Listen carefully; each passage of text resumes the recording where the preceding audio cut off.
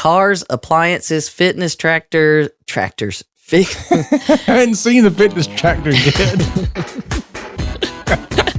You're listening to the Help Me with HIPAA podcast, where HIPAA and humor collide to make learning fun. Your delightful hosts are Donna Grindle and David Sims. Relax, HIPAA help is on the way. This is Valerie Williams from Arthritis and Rheumatology of Georgia in Atlanta, Georgia. And you are listening to the Help Me with HIPAA podcast. Welcome to the Help Me with HIPAA podcast. My name is David Sims of HIPAA for MSPs and Security First IT. And joining me is Donna Grindle of Carton. Good morning, Donna. Good morning, David. How are you? I'm doing quite well. How are you doing?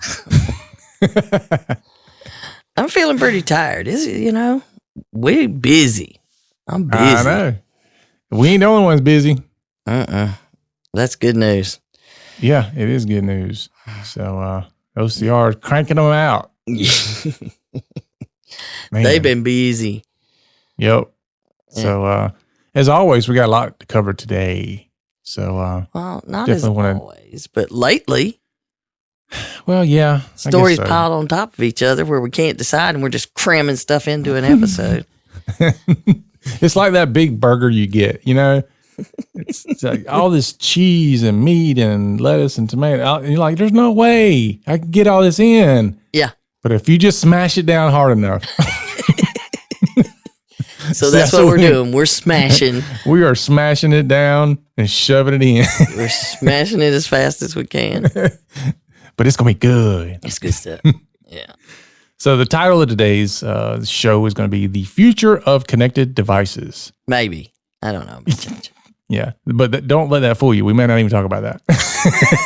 Hey, it's the last week of Cybersecurity Month, and I'm trying to, stick with the plan. Okay. So you stick with the plan. I'll run all over the place. This is how it works. Let's see where we end up at.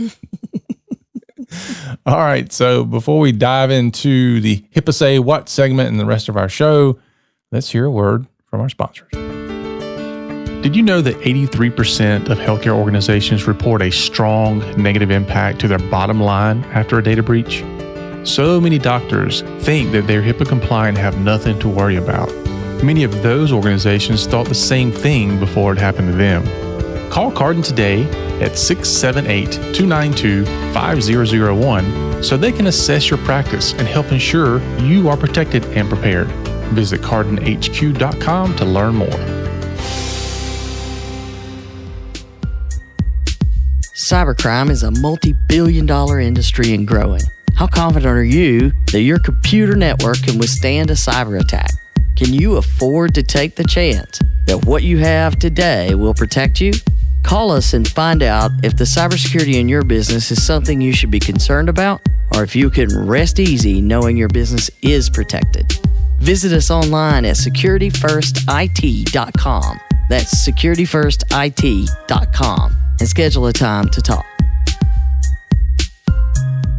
All right, we're back. So let's get ready for the HIPAA. Say what?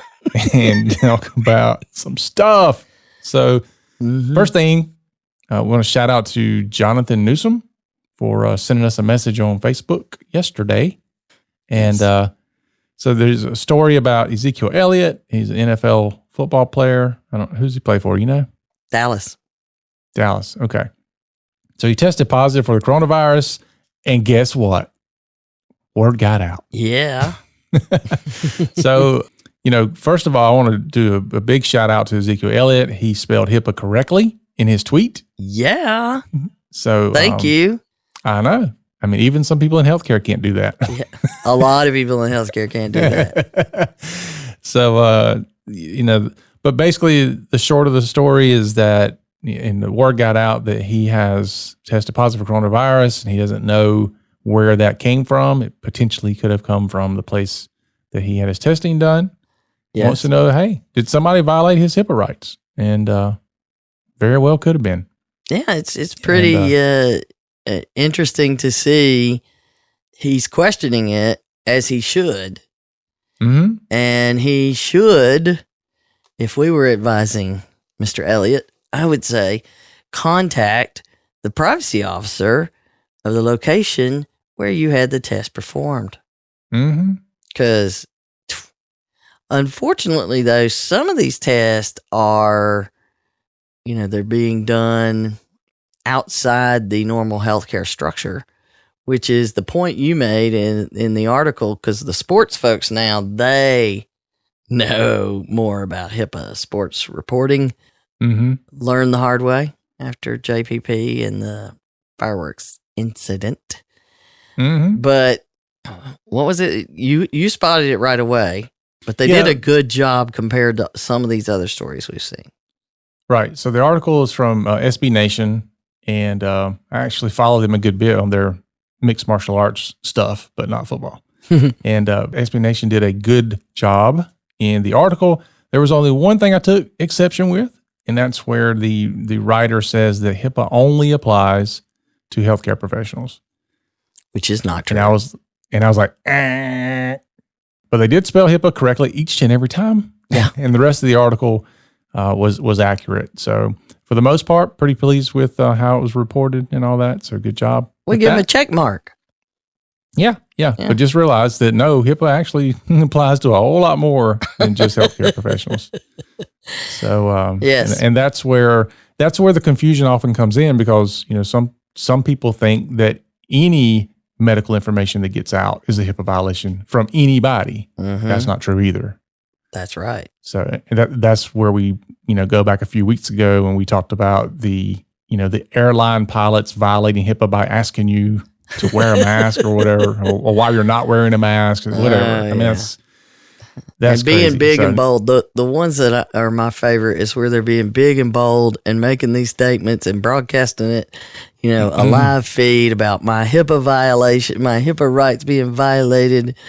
And you're like, could you just you have no idea how. Yeah. Clearly, you have no idea.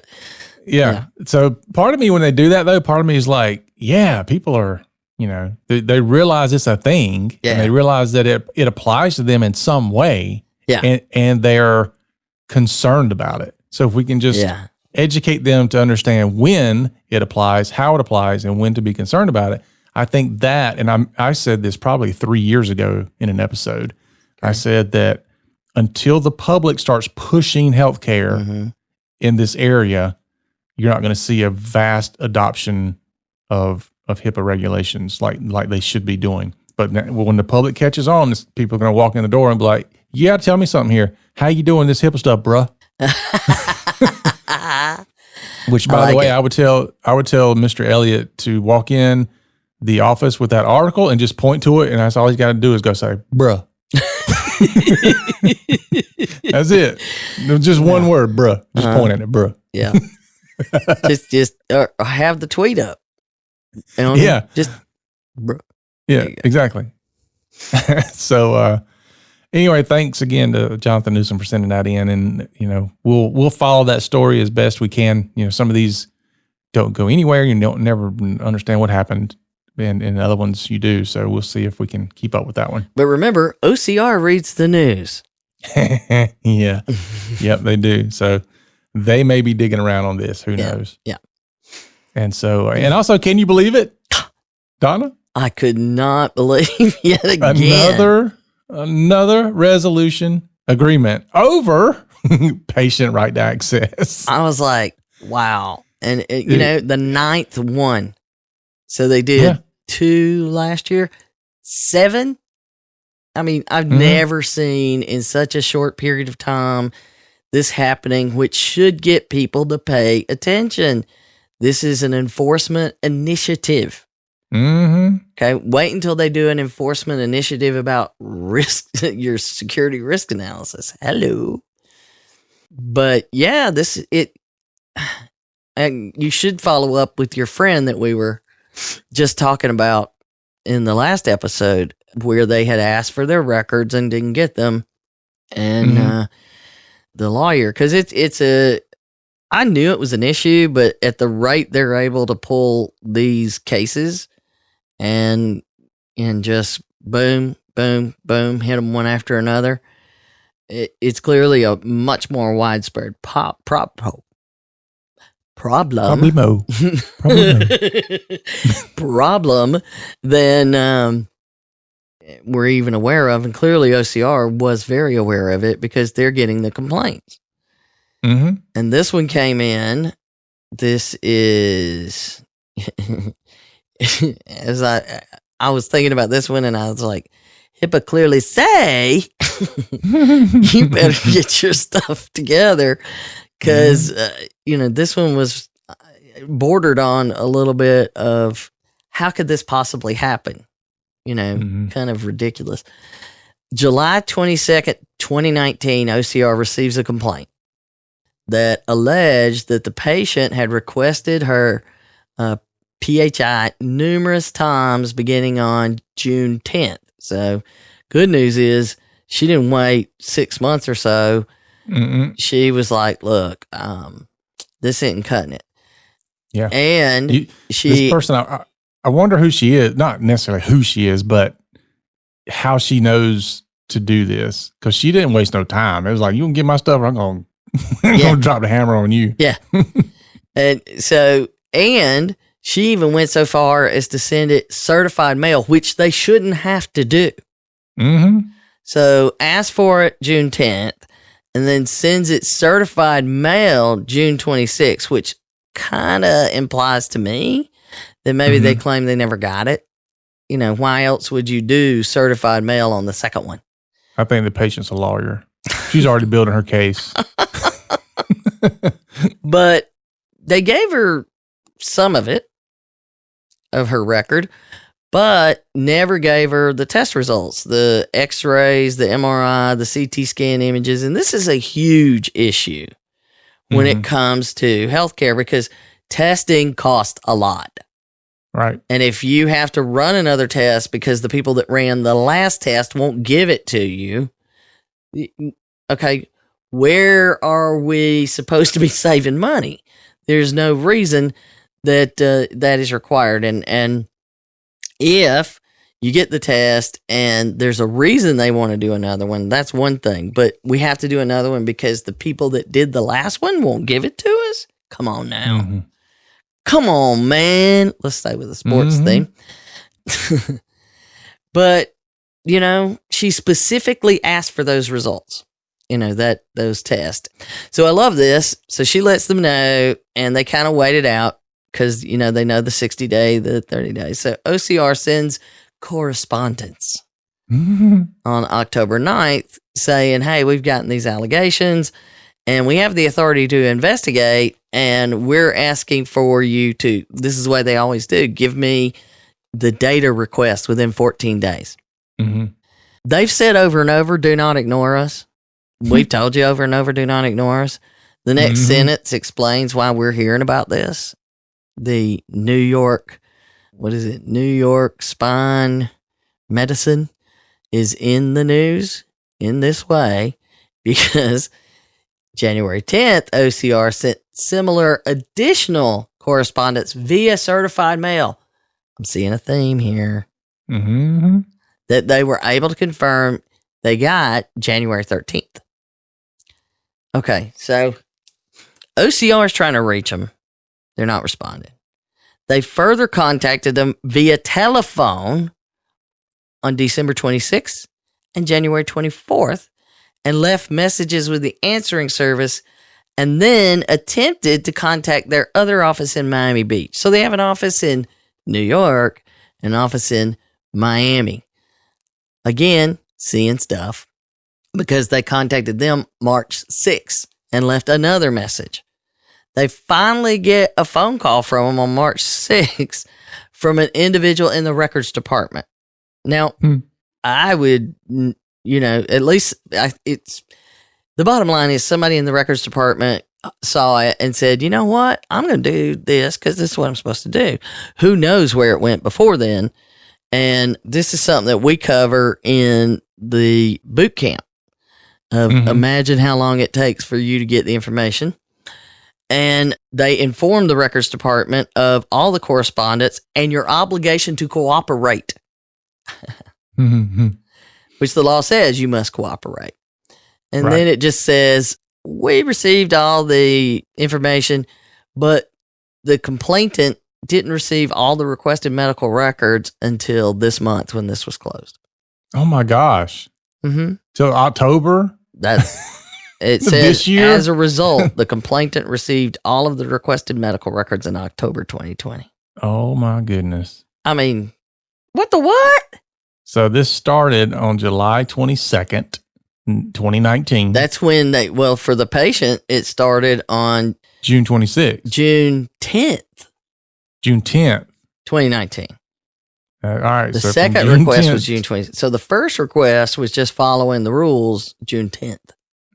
So from June 10th, 2019 to October of 2020, it took that long to get your medical records. Yeah. Ridiculous. Well, the fact that it took, I mean, look what OCR went through just to get them to respond to them. Yeah. All right. This is clearly a systemic issue. This is the 2020 word.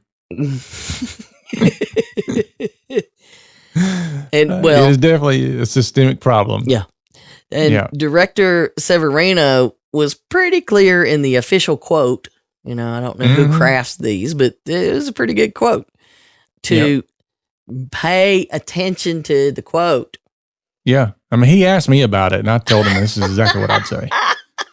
So he said, no one should have to wait over a year to get copies of their medical records. HIPAA entitles patients to timely access to their records and, listen carefully, we will continue our stepped up enforcement of the right of access until covered entities get the freaking message. I added freaking. Yeah. Although, left to their own devices, what would they have said? But I mean, when I read that's the part he took out. When I read it right away, I remembered, I don't know, it was back in the 80s, 90s, the poster that people would have at their desk, floggings will continue until morale improves. Yeah, I know. They're going to step it up. Mm-hmm. They're going to keep stepping it up until people listen.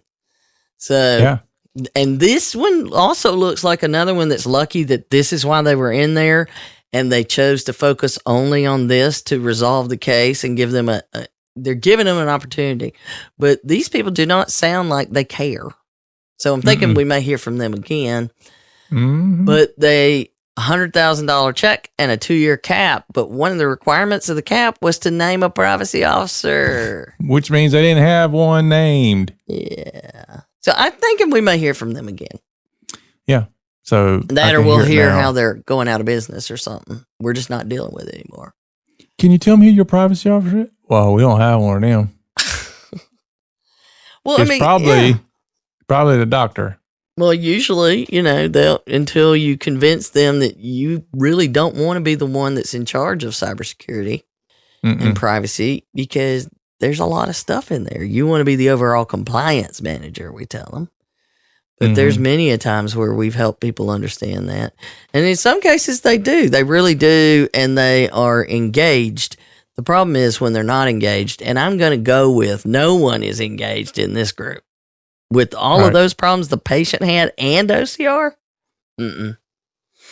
Yep. Privacy officer, not just a title. It's a role. Play your role. It's in your job description. Yep. Roll with it. Yeah. So if we've said it over and over and over, and this is the 9th one. 9th. There'll be more. It's just October. I know. There's going to be more, and there's going to keep being more until people get the message. Yep. And don't ignore them. Don't ignore them. If you get that call that someone's complained, jump on it. Jump on it. Because I'm telling you, these folks will make the news for their failure to care for their patients. Because this is patient care. Do you think somebody that is dealing with spine medicine needed to experience that stress and the delay in getting their test information? I'm going to go with no. Yep. We've said it a million times. It's all about patient care. Yeah, I've had, we've had people say, why. I actually had somebody that was, they're a cybersecurity person and they really know that stuff. And they didn't understand why I insisted this was about patient care. How could this truly impact the patient other than maybe not getting an appointment and I'm like, okay, well, let's add stress to somebody that has a heart problem. Let's make it where I can't get the records or their records are mixed together with someone that's stolen their medical identity, and on and on and on. He was like, wow, I never thought of it that way. But we can keep giving you examples of why this is a patient safety issue, which is a perfect segue to the future of connected devices, which is week 4. Unless you need to say another, say what? No, we're saving one. Yeah. We're definitely saving one. Yeah, we're saving one. It's going to be a whole episode of him saying, what? Yeah. You're going to be hitting that little say what button a bunch. Yeah, it's going to be classic. Yeah. Just stand by. Well, it is to David anyway. And that's what matters. Because it's 5 years in the making of told you. This is, multiple cases where you're going to need to start paying attention, folks. Listen up. Yep. All right. So week 4 of Cybersecurity Awareness Month. Hopefully you've been able to get some of these things and use them. We have done the best we could with what we had to work with, which is us, on getting the information out for Cybersecurity Awareness Month. But again, you do not have to do these things this month. If you're listening to this in 2022, you can still do these things. And I'm shocked that people are listening to the stuff we recorded in 2016 today. Yeah. And if you missed it, maybe you started out with all the good intentions and you hit week 1. Yeah. It's okay. It's okay. Guess what? Instead of making this a 4-week thing, make it a 4-month thing and just come out with one a month. Or one a quarter. Oh, hey, one a quarter. For 2021. Pick one. Or you can do it one every 5 minutes. I don't care. Just do it. But again, a lot of these resources are free. There's some, events that are webinars and things that are happening right now. That Flash one that I thought was interesting, by the time I got around to going to register, it was full. It was sold out. Not sold. Oh, you too? It was free. Did you try? Yeah, I tried too. I was like, what do you mean? I know. It's like, yeah, that was the one, just for the listeners here. That was one where they were doing like cybersecurity training and stuff like that. But each speaker had 5 minutes and 1 slide, and that's it. Mm-hmm. And I was like, I want to see how this works, because that is a fantastic way to do your security awareness and your HIPAA training and stuff like that. Is you have to distill it down to 5 minutes and 1 slide, boom, go. If well, you can hopefully do that, it's available for us. I haven't gone to look yet, but yeah. I mean, you're I right. think It's the way to do it. Oh, absolutely. Because anything more than 33 seconds and I'm gone. I'm like, squirrel. This is why we have such a hard time recording this podcast. Hey, look, I'm not the only one and you probably do it too. What's the very first thing you do when somebody sends you like a YouTube video and you click on the video? What's the first thing you do before you even watch it? Skip the ad. I look at the time commitment. Exactly. that this thing's going to give me. I look at how much time this video is going to be. Yeah, and like I swear to you, Roxanne, 4 minutes. I got to watch a 4-minute video to tell me what I'm doing for 3 days. It is. I had somebody send me one the other day, and it was 55. It was a phone review for a cell phone. I'm like, it's 55 minutes. And you know what I said? No. But I started playing it. Yeah. I started playing it, and I played it at 1.5x. Do you know that I watched the whole freaking video? The dude was so entertaining. Oh, see, so that's why I sent it to you. It was worth it. But anyway, I digress. Of course you Which is why everybody listens to it all the way to the end of the podcast, because it's so freaking entertaining. All right. Okay. So here's some cool things that I wanted to point out about the connected devices and the stuff that they had. And I mean, just go out there and look for futurist discussions on connected devices and technology, and you're going to find amazing ideas and things that we're going to have, and it's great. But as we've already learned, just with the things we have today, there's security issues up in there. Mm-hmm. And you need to be thinking about them. So the Department of Homeland Security has a tip sheet on the Internet of Things. And then they also have one on 5 steps to protecting your digital home. I think we talked about both of those before, but I highly recommend you get those and just post them up, hand them out, send out the PDF. Anything that you can do to make people read and become aware, it's well worth it. Mm-hmm. And they're short and sweet. They're one page, so David would even look at it. And it talks about all the things that connect today and where we're going. That's what we have to get people to see is, it's like everybody keeps telling me, we'll talk to folks and they're like, yeah, I've got to get my privacy and security in line. I've got to do more with HIPAA, but I just don't have time. I'll talk to you next year. I'll talk to you next year whenever OCR sends me the 3rd letter. But you will never have time. Mm-mm. It's like there's never a good time to have a kid. It's never a good time to start a compliance program. You will never have time. This is something that we know you have to make time to do. There will never be time. This will never be at the top of your list unless you're nerds like us who go, privacy and security, I got to worry about that. Yeah. All right. So one of the sections that is in the IoT one, and I'm a big believer in this, as you know, of why do I care? I believe that all the training should say, why does it matter to me? Why do I care? Because as adults, it's not like you're teaching, kids where they're required to show up and learn what you tell them to learn. Off they go. And, this is adults, and adults need to have a reason to learn it.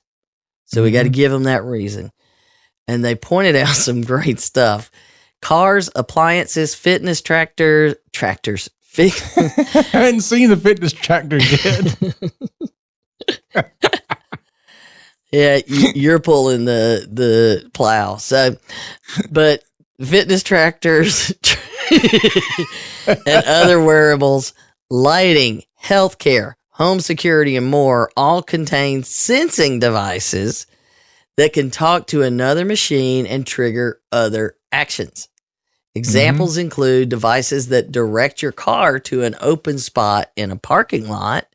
We've seen those. What about the one? How does your, that parallel parking look? Let me just push the button and it parks. Yeah, it's too fancy for me. Yeah, you would argue with it. And then mechanisms that control energy use in your home, I have to say, is pretty freaking awesome when you've got those features. We this year replaced the 1986 air conditioner because we were afraid it might die at any minute. I don't know why. But the new gear, yes, of course, I've got it secured. As we've mentioned, I have different networks for everything. But it is way awesome to have those. And then you get to the tools that track your eating, your sleeping, and your exercise habits. So it's tracking stuff all the time. And all this is interconnected with other things. And that is just where we are today. Think about 5 years ago when we started this podcast. All right. So we had, let's see, the iPhone, which really brought the smartphone in, was 2007. That's a point in time. That is a real transition point between where technology started moving. And we started this in 2015. So we were really starting to see what the smart devices could do, right? But if we had told you some of the things you're doing today and able to do, even if you're not doing it, back then, you would have said, no, that's 15 years away. Yeah. Yeah. The whole introduction to the smart home stuff. So the appliances, the smart home speakers. I mean, I can make the lights in my house turn on and off. Yeah. And, my stupid vacuum cleaners on Wi-Fi. I mean, It's just yeah. crazy. It's crazy the number of things. When I was out of town for 2 weeks, I had cameras all around I could look at. My network was reporting into me, telling me what was going on. And I had the sensors that would tell me what the temperature was in the house in different rooms and all that kind of stuff. It's awesome. Mm-hmm. But as they point out, these new internet connected devices, they are very convenient, but they take a lot of information to function. And even though they don't need all the information they're collecting, they're still collecting it. Mm-hmm. And people don't realize that. Well, it's only looking at the temperature in the house. You know what else it's looking at? It can detect if people are in the room, so it knows how you move around your house. Just that alone. And you can start looking at patterns of when people are in the house, and when they're not. And there's a lot of things. Man. And that's just checking your temperature. Mm-hmm. So they make the point that the security of this information and these devices is not always guaranteed. Mm-hmm. You walk into your living room, you have COVID. Well, they're doing some cool stuff where they can put these sensors on the walls if it's somebody that needs care, but you don't have to have somebody sitting with them, but you need to make sure they're moving around and they haven't fallen or any of these other things.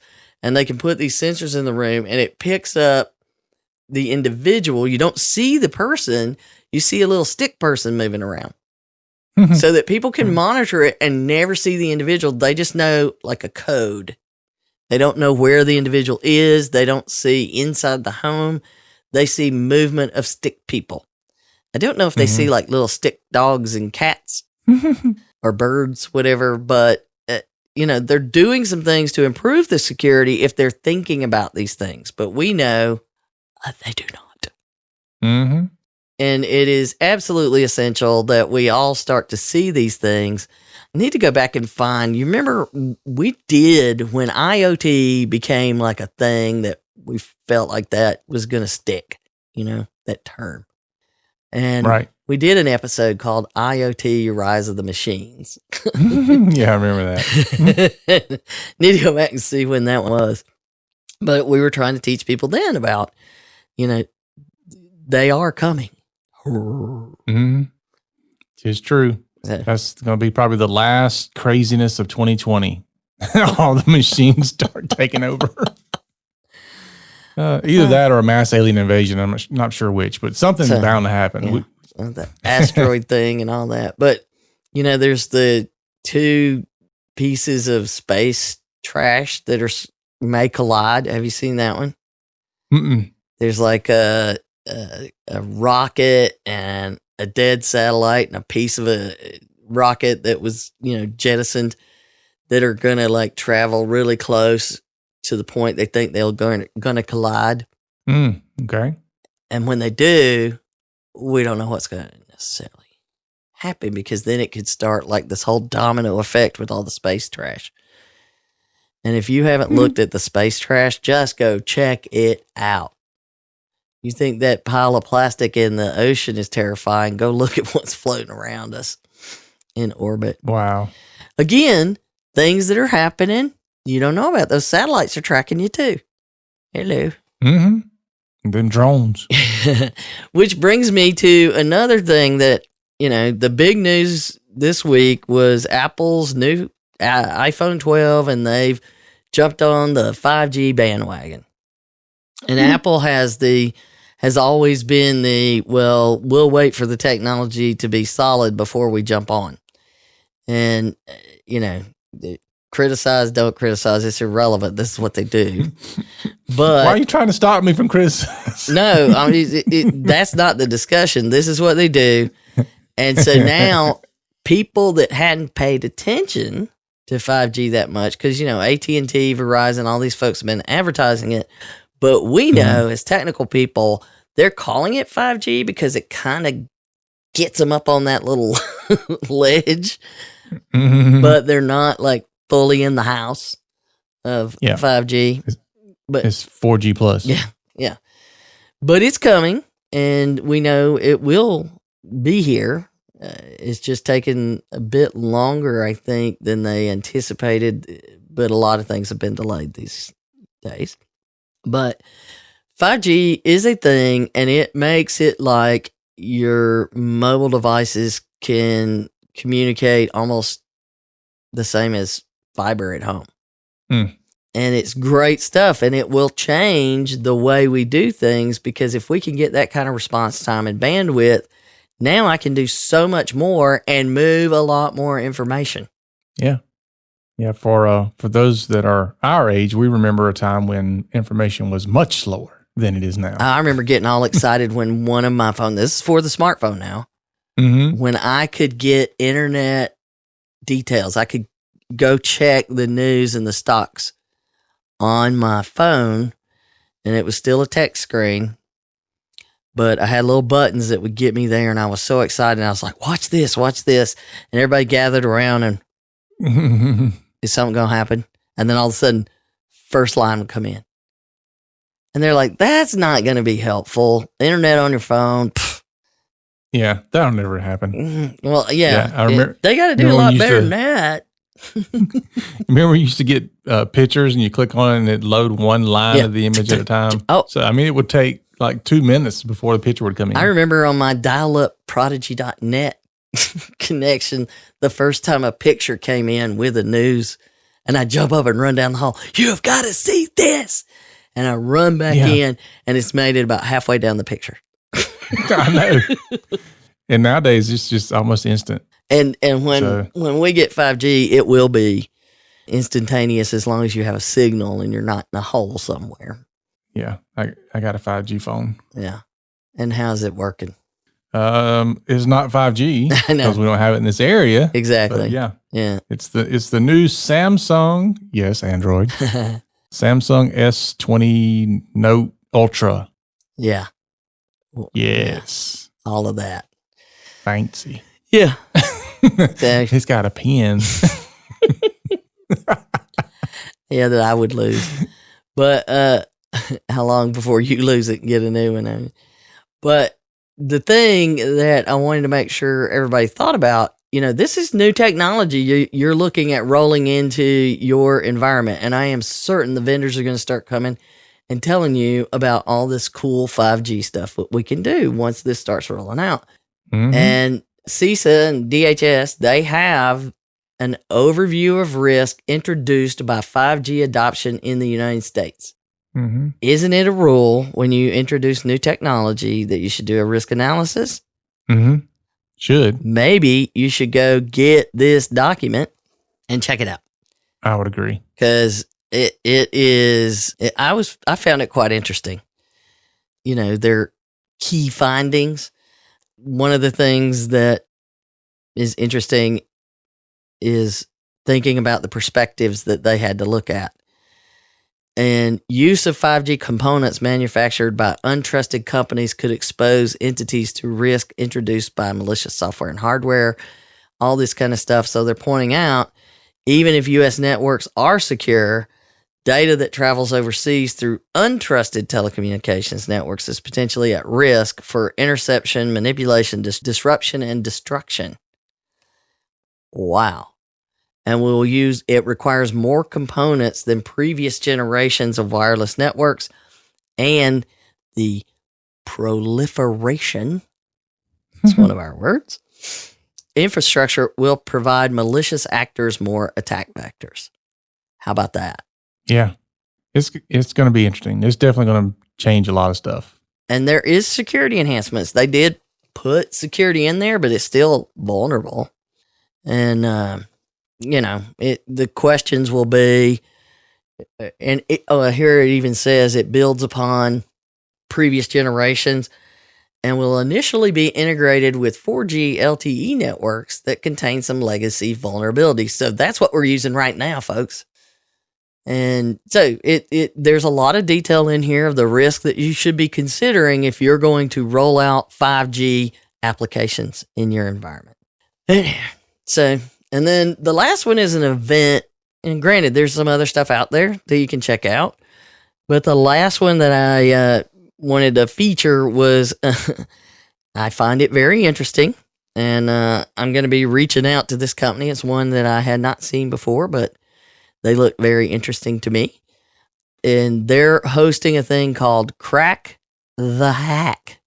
Crack the Hack. I'm just glad it didn't. I'm glad they didn't name it the other way around. That would have been an even more interesting event. And there we digress again. But what they're doing is from October 26th to the 30th. So in theory, you will have time to jump on this. You compete in a week-long cyber awareness training challenge where you will learn to think like a hacker.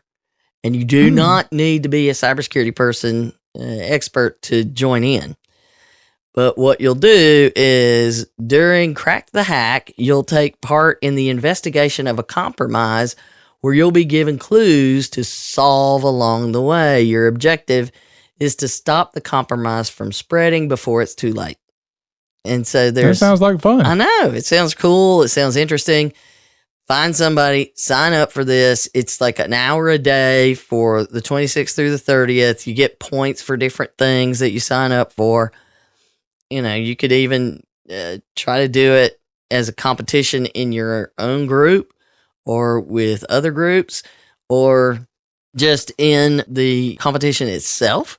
But I think it's fascinating and I can't wait to learn more about it and what they've come up with there. So big fan of that. Crack the Hack. I want to see how that one works out. We have links to all these things in the show notes that are at the website. Or I'm sure if you just Googled Crack the Hack, there's not a ton of those. But any of these things are things that you could immediately be involved in. You don't have to use it next year. And no, there will never be a good time. Never. Just get started. Yeah. Just get started. Yeah. Go back and pull I need to update it. That's what we need to do is do an updated calendar. William calls calendar carving now, William Bryce. But do an updated version of that. Carving. Pardon? Instead of pumpkin carving this month, we'll do calendar carving. Yuck. But it gives you at least the way to plan it out of, we do have another episode called How Do You Eat an Elephant? One bite at a time. And that's what these calendars do for you. So it's a calendar or a planning tool. Let's call it that. Yeah. If you follow those, you allocate little segments of time to be involved in these kind of things like planning and initiating cybersecurity training and even those 5-minute flash things. So if we can track down, I will look for it before we post this. If I can track down the recording of that flash event, then I'll include that link on here as well. But there you go. All right. Sounds good. All right, folks, that is our show for today. Remember to follow us and share us out on your favorite social media. Rate us on our podcasting app. As always, we need your help to spread the word. So remember, until next week, that for Donna and myself, HIPAA, it's not about compliance. It's about patient care. You've been listening to the Help Me with HIPAA podcast, hosted by Donna Grindle and David Sims. The show created to help you with HIPAA. For more information or to ask us a question, visit our website at helpmewithhipaa.com. Neither Donna Grindle or David Sims are attorneys, and they do not offer binding legal advice concerning regulatory compliance. The information in this podcast should not be relied upon or construed as legal advice in any way. Consult your attorney for legal advice concerning compliance with HIPAA regulations.